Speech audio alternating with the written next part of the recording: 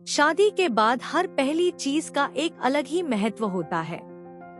पहली होली, पहला तीज और सबसे खास पहली करवा चौथ। नई शादीशुदा जोड़ी के लिए करवा चौथ का दिन अनमोल होता है, खासकर उस नवविवाहित दुल्हन के लिए जो अपने पति की लंबी उम्र और सुखद जीवन की कामना के साथ पहली बार यह व्रत रखती है। सुमन और राजीव की शादी को अभी सिर्फ 4 महीने ही हुए थे। दोनों एक दूसरे से बेहद प्यार करते थे, लेकिन करवा चौथ का यह पहला अनुभव उनके लिए और भी विशेष था। करवा चौथ के एक दिन पहले से ही सुमन के मन में उत्साह था। उसने अपनी सास से इस व्रत के बारे में सुना था और अपनी माँ से बचपन में इसकी कहानियाँ भी सुनी थी, लेकिन आज पहली बार वह स्वयं इस व्रत को निभाने जा रही थी। रात को सोने से पहले सुमन ने अपनी सास से व्रत की सारी परंपराओं को जान लिया था। सास ने उसे बताया था कि सुबह सूरज निकलने से पहले उसे सरगी खानी होगी, जो सास अपनी बहू को देती है। सुबह के 4 बजे सुमन की आंख खुली। हल्का सा अंधेरा था और घर में सब सो रहे थे। सुमन ने धीरे धीरे उठकर अपनी सास को जगाया। सास ने एक थाली में सजीजी सरगी उसके सामने रखी। उसमें मिठाइयाँ, फल और ड्राई फ्रूट्स थे। सुमन ने अपनी सास के पैर छुए और उनसे आशीर्वाद लिया। सुमन ने सरगी खाते हुए सोचा, ये व्रत कितना खास है। यह सिर्फ भूख या प्यास सहने का नहीं, बल्कि अपने पति के लिए एक प्यार भरी मन्नत है। राजीव, जो हमेशा सुमन को देखकर उसकी चिंता करता था, उसे सुबह उठते देख हल्का परेशान हो गया। वह जानता था कि करवा चौथ का व्रत कठिन होता है। उसने मजाकिया अंदाज में कहा, अरे इतनी सुबह उठकर क्या कर रही हो? क्या तुम सच में भूखे प्यासे रहोगी मेरे लिए? मैं तो चाहता हूँ तुम हर वक्त खुश रहो। सुमन मुस्कुराते हुए बोली, ये व्रत सिर्फ तुम्हारे लिए नहीं, हमारी जिंदगी के लिए है। और फिर भूख और प्यास का कोई महत्व नहीं होता जब प्यार और विश्वास साथ हो। राजीव उसकी बात सुनकर हंस दिया, लेकिन उसके दिल में सुमन के प्रति और भी इज्जत बढ़ गई। उसे यह एहसास हुआ कि ये व्रत केवल परंपरा नहीं, बल्कि उनके रिश्ते को और मजबूत करने का एक प्रतीक है। पूरे दिन सुमन ने बिना कुछ खाए और बिना पानी पिए अपना व्रत निभाया। घर में उसकी सास, देवरानी और आस पड़ोस की औरतें भी व्रत कर रही थी। सबकी तैयारियां चल रही थी। महिलाएं हाथों में मेहंदी लगा रही थी, पूजा की थालियां सजा रही थी और शाम को चांद देखने की प्रतीक्षा कर रही थी। सुमन ने अपने लिए एक सुंदर लाल रंग की साड़ी चुनी थी, जिसे उसने अपनी शादी के दिन पहना था। आज उसे वही दिन फिर से याद आ रहा था।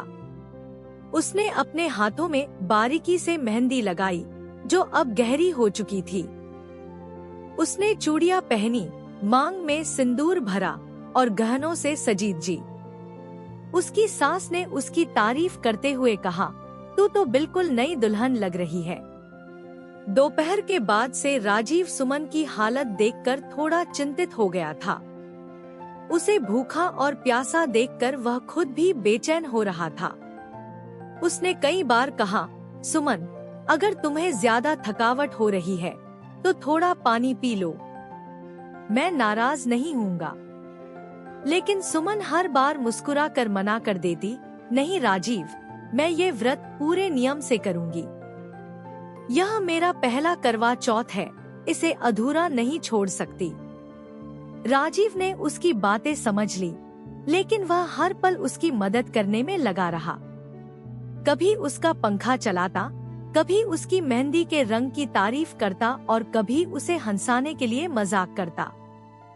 सुमन की थकान उसके प्यार भरे शब्दों से कुछ कम हो जाती थी। शाम ढल चुकी थी और अब सबकी निगाहें आसमान की ओर थी। करवा चौथ की सबसे खास रस्म चांद के दर्शन करना और फिर पति के हाथ से पानी पीकर व्रत तोड़ना होता है। सुमन ने राजीव के लिए पूजा की थाली तैयार कर ली थी। उसमें दीपक, छलनी और मिठाइयाँ रखी थी। आसमान में बादल थे, जिससे चांद के निकलने में देर हो रही थी। सुमन की सास और बाकी महिलाएं भी बेचैन थी, क्योंकि चांद देर से दिखने वाला था।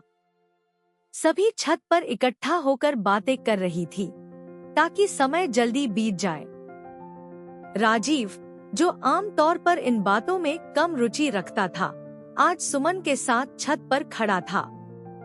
वह भी चांद के निकलने का इंतजार कर रहा था, क्योंकि वह जानता था कि सुमन को अब भूख और प्यास लग रही होगी।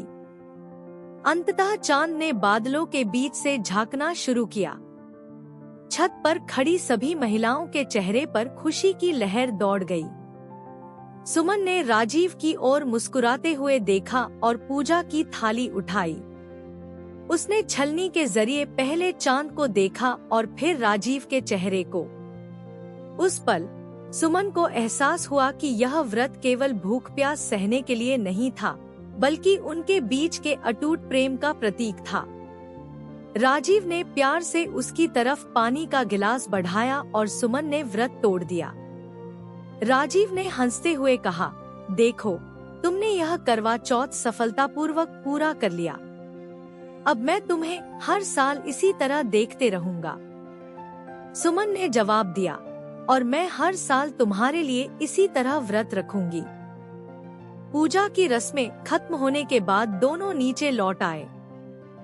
सुमन ने राजीव के लिए खाना परोसा और खुद भी उसके साथ बैठकर खाना खाया। खाने के दौरान दोनों ने दिन भर की बातें साझा की। राजीव ने सुमन से कहा, तुम्हारा यह व्रत सिर्फ एक परंपरा नहीं है, बल्कि यह तुम्हारे प्यार का वो अनमोल हिस्सा है, जिसे मैं हमेशा संजोकर रखूंगा।